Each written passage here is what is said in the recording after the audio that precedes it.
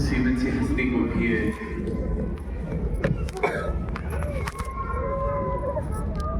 इतना भव्य हसीन व्यक्तित्व मिला है, तो ये सिर्फ और सिर्फ केवल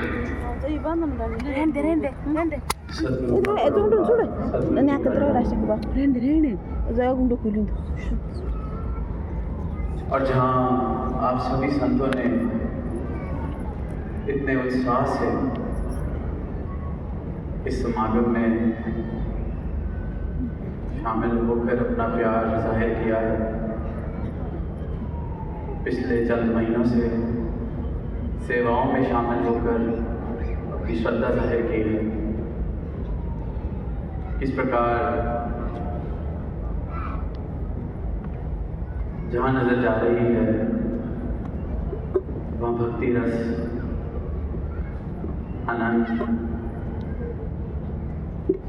खुशियाँ, खेड़े, लहर उठी हुई है इन सब भावों की। तो ये सिर्फ और सिर्फ जब जीवन में सत्य शामिल हो जाए, परमात्मा शामिल हो जाए, तभी मुमकिन है।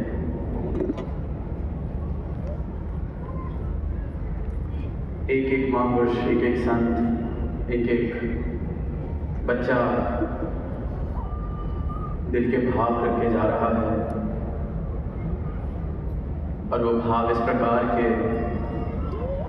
पूरा का पूरा जीवन बदल सकते हैं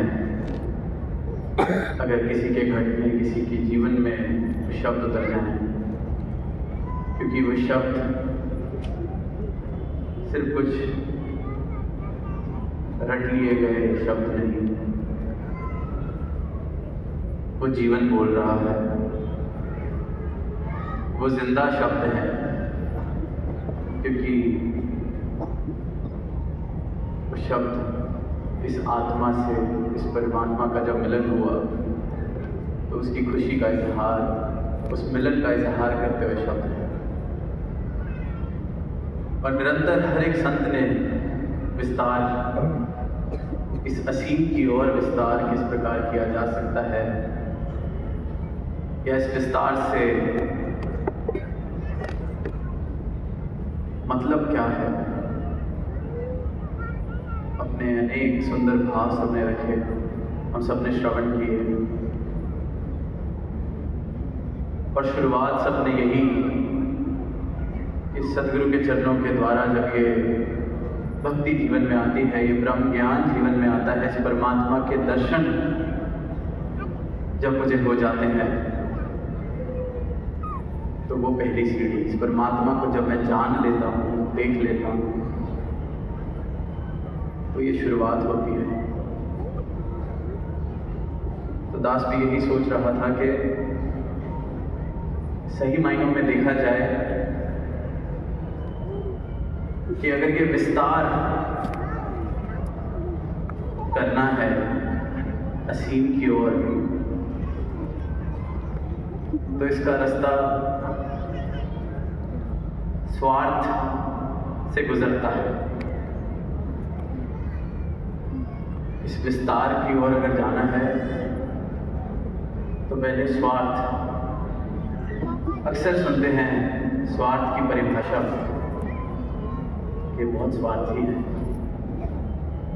इसको सिर्फ अपनी पड़ी है, सिर्फ अपने बारे में सोचता है। पर इसी शब्द को अगर इस प्रकार देख लें कि स्वार्थ मतलब स्वयं का अर्थ, मेरा अर्थ, मैं हूँ कौन, मेरा मूल अर्थ क्या है, ये सवाल जिसके जीवन में आया, स्वार्थ सही मायनों में जिसके जीवन में आया, अपने बारे में अगर कुछ सोचना ही है, अपने बारे में कुछ करना ही है, अपने ऊपर कोई परोपकार करना ही है, सही मायनों में स्वार्थी अगर होना है, तो जिस कारण ये धन मिला है, जिस कारण ये अवसर मिला है, इतना स्वार्थी मैं हो जाऊं कि इस कार्य को पूरा करें जो सिर्फ और सिर्फ इस योनि में पूरा हो सकता है। है। इतना स्वार्थी मैं हो जाऊं कि इसका जवाब ढूंढ के मैं खुद को जानूंगा, तभी तो खुद के बारे में सोच सकूंगा। खुद को जानूंगा तभी तो खुद के ऊपर नहीं है बेटा, जैकेट जैकेट ही है। और इनकी कृपा से जिसको भी स्वयं का अर्थ मिला है, जिसका ये स्वार्थ पूरा हुआ है, फिर उसका स्वार्थी होना सारी मानवता के लिए परोपकारी हो जाता है कि वो अपने अर्थ को, अपने मूल को इस प्रकार जानता है कि मोही मोही अंदर कैसा। खुद का अर्थ जानने के बाद मेरा स्वार्थी हो जाना या किसी ब्रह्म ज्ञानी का स्वार्थी हो जाना मतलब है कि सबका भला करो, ये मेरा स्वार्थ बताता है। तो ऐसा स्वार्थ मुबारक है जो स्वयं के अर्थ से शुरू होता है। इस सवाल से ही की यात्रा शुरुआत। मैं कौन हूँ, मेरा अर्थ क्या है, मेरा मूल क्या है। गौतम बुद्ध का जीवन देखते हैं। जब पैदा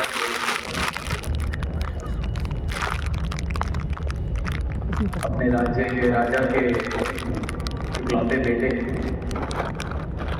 उनको सिर्फ और सिर्फ सजावटें, सुनहरी चीजें दिखाई जाती थी। और किसी वक्त जब बाहर निकलना हुआ और देखा कि ये शरीर किस प्रकार ढल जाएगा, किस प्रकार जीवन में दुख आएगा, तो मानव के जीवन से भरोसा ही उठ गया कि अगर इसे जीवन कहते हैं तो ये तो जीवन ही व्यर्थ है। इसे अगर जीवन कहा जाता है कि आज ये जोबन चढ़ा हुआ है और कल जाना है, तो ये जीवन ही व्यर्थ है। और बस वहीं से शुरुआत हुई स्वार्थ की, स्वयं के अर्थ। घोर तपस्या करते करते सवाल का जवाब मिला, तो वही सिद्धार्थ गौतम बुद्ध हुए। कुरकुरा नहीं है, कहाँ है कुरकुरा? बस एक सार जब मिर्च लगती है फिर पानी पीने लगते तुम। कि जीवन सिर्फ ये नहीं हो सकता कि शूशू करने भी बोलेंगे, शूशू आ रहा हाथ में ले लेगा, तो तू भी खाएगी, फिर मांगेगी पानी। उसके बाद सिर्फ और सिर्फ ये जैसे बोला ना शूशू आ रहा, हासिल कुछ होना नहीं, बस एक दौड़ के बाद दरिद्र सी हालत में पहुंचकर इस यात्रा को पूरा करना। अगर यही जीवन है तो ऐसा जीवन नहीं जीवन, इसके पार भी कुछ अगर है तो उसको जानना है। और हर एक संत ने, हर एक पीर ने, हर एक पैगंबर ने यही एक आवाज